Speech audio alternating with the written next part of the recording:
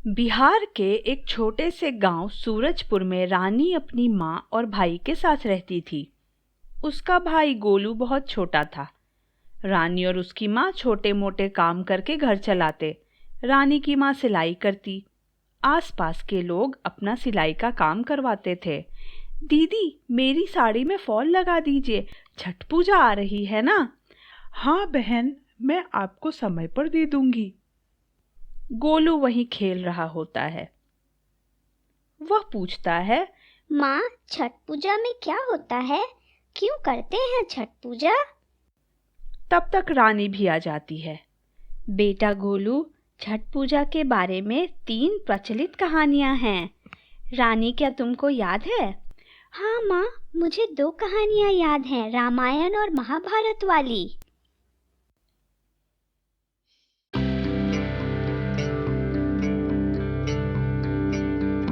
तो पहली प्रचलित कथा मैं बताती हूँ तुम दोनों को।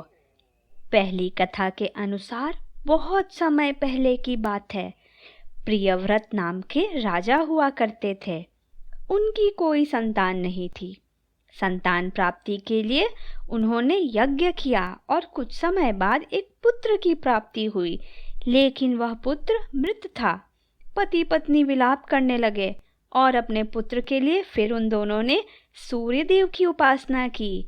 4 दिन की पूजा और उपासना के बाद सूर्य देव और छठ माता ने उनको पुत्र को नया जीवन वरदान में दिया। कहते हैं तब से छठ पूजा की शुरुआत हुई।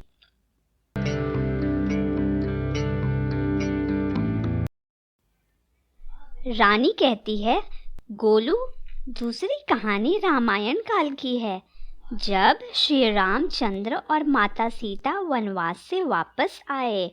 अपनी शुद्धता के लिए दोनों ने सूर्य देव की उपासना की।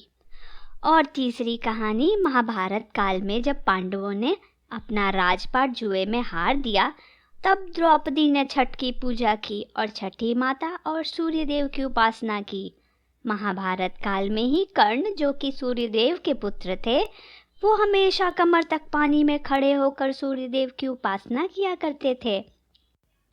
माँ, दीदी, क्या अभी भी लोग पानी में खड़े होकर पूजा करते हैं?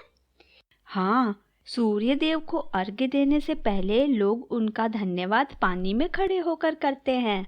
इस महापर्व के दौरान हम सूर्य देव को हमारा जीवन संचालन करने के लिए धन्यवाद करते हैं और माता छठी से आशीर्वाद की कामना करते हैं। ऐसी मानना है कि माता छठी को प्रेम और सच्चे मन से याद करने से माता छठी खुश होती हैं और मनचाही मुराद देती हैं।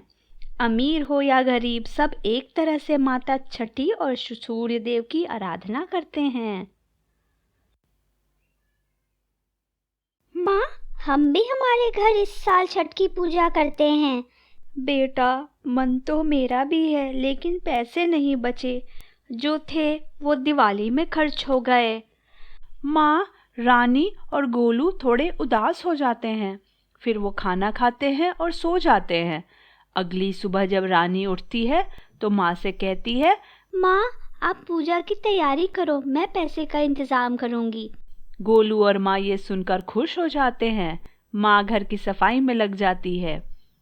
रानी के पास थोड़े पैसे होते हैं। वो सबसे पहले जाकर सूप और दौरा खरीद कर ले आती है। रास्ते में अचानक एक स्कूटर वाले से रानी की टक्कर हो जाती है और उसका सूप टूट जाता है। बेचारी रानी रोने लगती है। सोचा था कम से कम आज सूप खरीद के घर ले जाऊंगी, तो माँ को भी लगेगा कि मैं इंतजाम कर लूंगी। अब मैं क्या करूं? सोचते सोचते वो रोड पर चलती है। तभी उसे रोड पर कुछ पैसे पड़े हुए दिखते हैं। वो दौड़कर उन पैसों को उठा लेती है। अरे, ये तो 10,000 रुपए हैं। लगता है किसी ने गलती से गिरा दिए। आसपास देखती है। उसे एक महिला जाती हुई दिखती है।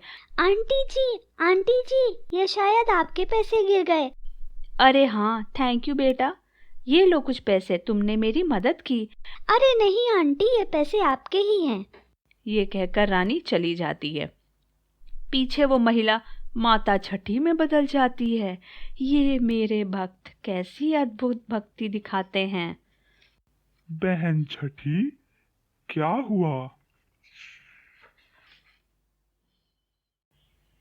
सूर्यदेव, ये भक्तों की मदद करना चाह रही थी मैं, लेकिन ये इतने अच्छे और सच्चे हैं कि मैं नहीं कर पाई।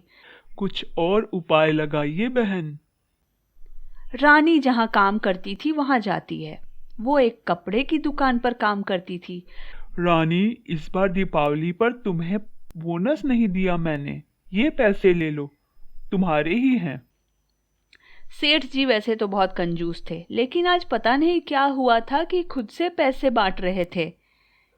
छठी माता, आपकी लीला अपरंपार है। नारायण नारायण। नारद, ये भक्त ही तो हैं जिनकी वजह से हम हैं। हम हैं तो ये भक्त हैं और इनसे हम हैं। रानी पैसे लेकर खुशी से घर आती है। माँ, पैसे का इंतजाम हो गया। हाँ रानी, आज तो चमत्कार ही हो गया। एक बड़ी दयालु महिला आई थी, मुझे काफी सारा काम देकर गई और साथ में एडवांस पैसे भी देकर गई। माँ, आज सेठ जी भी काफी उदारता दिखा रहे थे, मुझे बोनस में पैसे दिए। कहीं ये छठी मैया का वरदान तो नहीं? बेटा, माता छठी हर उस भक्त की मदद और उपकार करती हैं जो सच्चे मन से भक्ति करता है।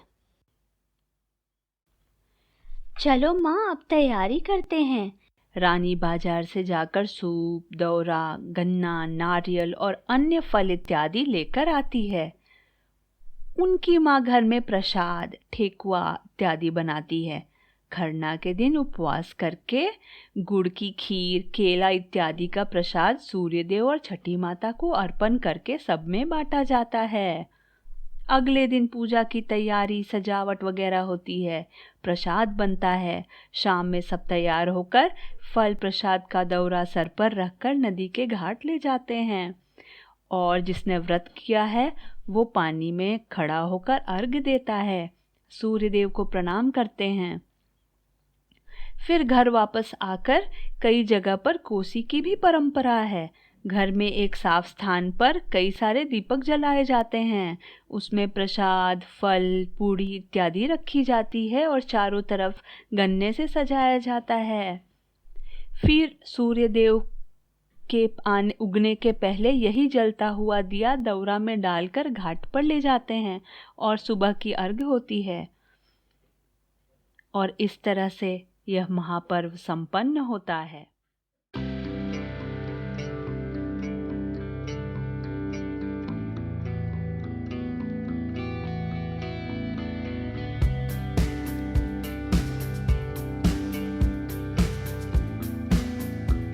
अगर आपको हमारे द्वारा दी गई छठ की जानकारी अच्छी लगी हो और यह कहानी पसंद आई हो तो प्लीज़ हमें लाइक करें, कमेंट कर हमें बताएं और सब्सक्राइब करना बिल्कुल ना भूलें।